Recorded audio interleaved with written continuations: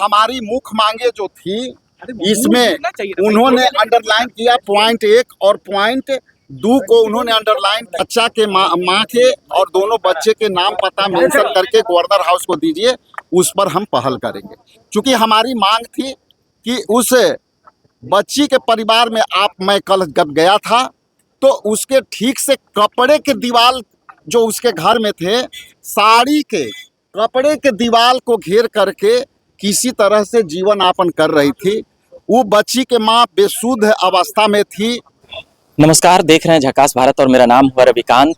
मुजफ्फरपुर में नाबालिग लड़की के साथ बलात्कार के बाद पीएमसीएच की लापरवाही से जिस प्रकार से मौत हुई है, उस पर सीधे तौर पर कांग्रेस के प्रदेश अध्यक्ष राजेश राम कई बातें कहते हुए नजर आए हैं सरकार के ऊपर। आज गवर्नर हाउस आए थे। गवर्नर साहब से मुलाकात के बाद क्या कुछ बातें हुई है और क्या कुछ वो मांगे और बातें कर रहे हैं बिहार सरकार से, और भी बहुत कुछ, हम उन तमाम बातों को सुनते हैं इस वीडियो के जरिए।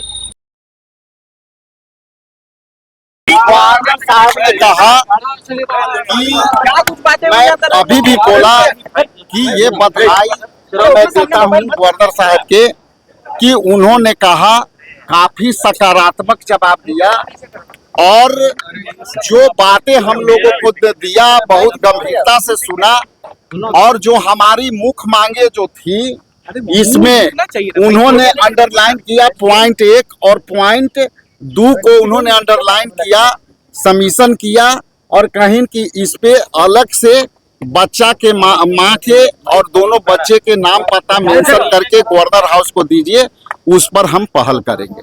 क्योंकि हमारी मांग थी कि उस बच्ची के परिवार में मैं कल जब गया था तो उसके ठीक से कपड़े के दीवार जो उसके घर में थे, साड़ी के कपड़े के दीवार को घेर करके किसी तरह से जीवन यापन कर रही थी।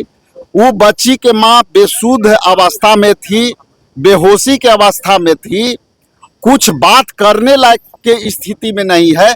इसलिए ये बात से भी हम लोग गवर्नर साहब को अवगत कराए कि उन लोग को आर्थिक मदद के साथ साथ नौकरी, उनके परिजन को, आश्रित को एक नौकरी दिया। चूंकि माता ही एकमात्र है तो उनको आप कहीं भी आर्थिक मदद होनी चाहिए और उनके परिजन को जो है नौकरी मिलनी चाहिए। स्वास्थ्य विभाग की कार्रवाई को कैसे देखते हैं? देखिए, स्वास्थ्य विभाग के कार्रवाई, ये जो भी कार्रवाई हुई या तो हटाए गए हैं और ये सस्पेंशन हुआ है। सस्पेंशन, हम भी दूसरे पीढ़ी के कांग्रेसी हैं। मेरे पिता दिलकेश्वर राम मंत्री रहे हैं लगातार 15 वर्षों तक।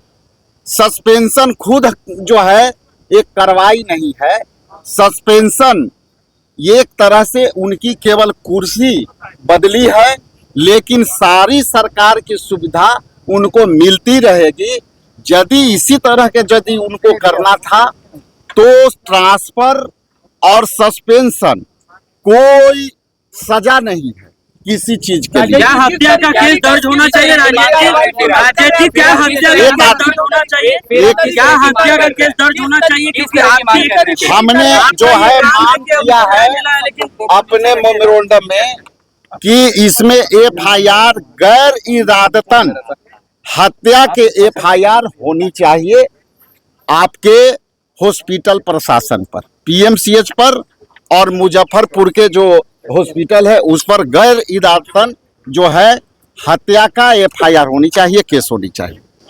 अंदर क्या कुछ बातें हुई सब जिस प्रकार नहीं, जो घटना बिहार में घटित हो रही है और जो मुजफ्फरपुर के कुर्नी में जो घटना हुई और जो उनमें पदाधिकारियों या अधिकारियों का जो रोल रहा, उसके बारे में माननीय अध्यक्ष ने उन्हें विस्तृत जानकारी दी है। और जो जानकारी उस मेमोरेंडम में नहीं था उसके बारे में महामहिम ने जिज्ञासा प्रकट किया है जानने का।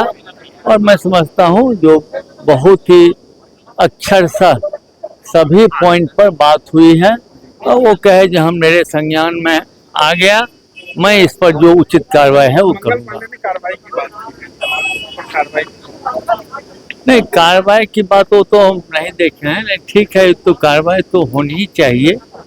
और इस पर जो अभी जो हम लोग मेमोरेंडम दिए हैं उस पर पदाधिकारियों के बारे में जो विस्तृत जानकारी, चाहे वो हॉस्पिटल हो चाहे प्रशासन को।